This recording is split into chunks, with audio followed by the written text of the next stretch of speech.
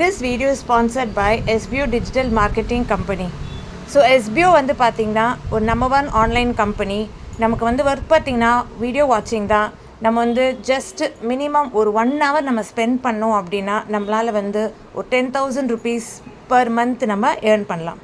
Skip பண்ணாதீங்க, பெரிய தப்பு. தினம் 300 ரூபாய் சம்பாதிக்க அரிய வாய்ப்பு. இன்ஸ்டாகிராம், ஃபேஸ்புக் பயன்படுத்த தெரிந்தால் போதும் content post and content publishing மூலமா தினம் 300 ரூபாய் சம்பாதிக்கலாம். இந்த வேலை செய்ய 5 நிமிடம் போதும். Work training support, group communication support, all language customer live chat support, முக்கியமா சொந்தமா ஒரு பிசினஸ் ஸ்டார்ட் பண்ற அளவுக்கு உங்களால கற்றுக்கொள்ளவும் முடியும், சம்பாதிக்கவும் முடியும். இந்த வேலை வாய்ப்பு வழங்குவது 5 வருடத்திற்கு மேல ரன் ஆகிட்டு இருக்க நம்ம தமிழ்நாட்டு company school of business organisation private limited. மேலும் விவரங்களுக்கு டிஸ்கிரிப்ஷன்ல கொடுத்திருக்க நம்பருக்கு வாட்ஸ்அப் பண்ணுங்க.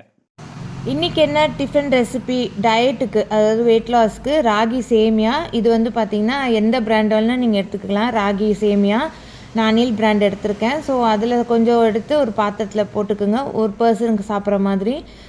ராகி சேமியா வந்து பார்த்திங்கன்னா சிலதில் ரொம்ப நீட்டமாக இருக்கும், அதனால் நல்லா பொடிச்சு விட்டுக்குங்க. கை வச்சு நல்லா அதை நுணுக்கி நல்லா கொஞ்சம் தூளாக பண்ணி வச்சுருங்க. அதுக்கப்புறம் வந்து அது முழுகிற அளவுக்கு வந்து தண்ணி சேர்த்து ஒரு 5 நிமிஷம் போல் நீங்கள் அது ஊற வச்சுருங்க. ஊற வச்சு நீங்கள் ஆவியில் வச்சு நம்ம செய்ய போகிறோம். அதனால் நான் தண்ணி நம்ம எவ்வளோ வேணுமோ அதுக்கு தேவைக்கு நீங்கள் ஊற்றிக்கலாம். நான் அநேகமாக கொஞ்சம் அதிகமாக ஊற்றிட்டேன்னு நினைக்கிறேன். பட் நீங்கள் இந்த அளவுக்கு ஊற்ற வேணால் கொஞ்சம் கம்மியாக ஊற்றுங்க. அதில் முழுகிற அளவுக்கு ஊற்றினா போதும். ஸோ ஒரு 5 நிமிஷம் வந்து அதை நீங்கள் வந்து மூடி வச்சுருங்க. அது மேலே ஒரு ஃப்ளேவருக்கு நம்ம தேங்காய் போட்டு சாப்பிட்லாம். ஸோ ஒரு ஏலக்காய், ஒரு பாதி பீஸ் தேங்காய் எடுத்து அதை நீங்கள் துருவி வச்சுக்கலாம், இல்லை மிக்சியில் போட்டு பண்ணிக்கலாம். அதுக்கப்புறம் பார்த்திங்கன்னா நல்லா ஊறிடுச்சு. ஸோ நான் சொன்னேன்ல தண்ணி நான் கொஞ்சம் எக்ஸ்ட்ரா சேர்த்துட்டேன், அதனால் கொஞ்சம் தண்ணி ஆகிடுச்சு. நீங்கள் நெக்ஸ்ட் டைம் நீங்கள் செய்யும்போது தண்ணி கம்மியாக போட்டு ஊற வைங்க. உப்பு போட்டு நீங்கள் செஞ்சீங்க அப்படின்னா அது வந்து இனிப்பு இல்லாத சேமியா மாதிரி இருக்கும். அதாவது கடுகு, உளுந்த பருப்பு, காஞ்சி மிளகாலாம் போட்டு தாளித்து இந்த ஆவியில் வச்சு எடுத்த சேமியாவை அதில் போட்டு தேங்காய் போட்டு சாப்பிட்டிங்கன்னா அது வந்து காரமாக இருக்கும். நான் வந்து இனிப்பு இன்றைக்கி செய்கிறனால நான் வந்து அதில் சால்ட்டு சேர்க்கலை. ஸோ அதனால் நீங்கள் சேர்க்கணும் அப்படின்னு நினச்சிங்கன்னா நீங்கள் அப்படி சேர்த்துக்கலாம், அதாவது ஊற வைக்கும் போது.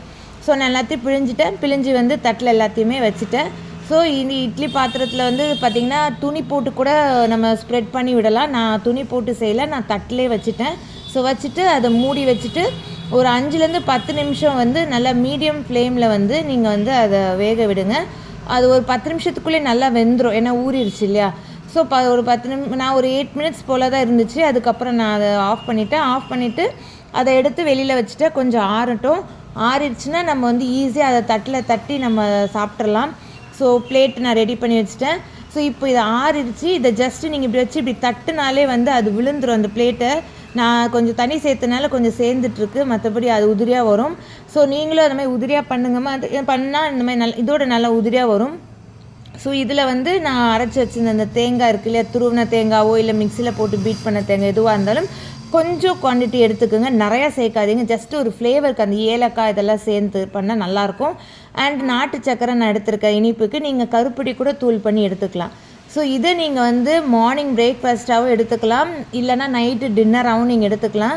ஸ்பைஸாகவும் எடுத்துக்கலாம், இல்லை இந்த மாதிரி இனிப்பாகவும் சேர்த்து எடுத்துக்கலாம். ஸோ நீங்களும் ட்ரை பண்ணி பார்த்துட்டு உங்களுடைய ஃபீட்பேக்கை எனக்கு என்னோடய வீடியோவில் நீங்கள் சொல்லுங்கள்.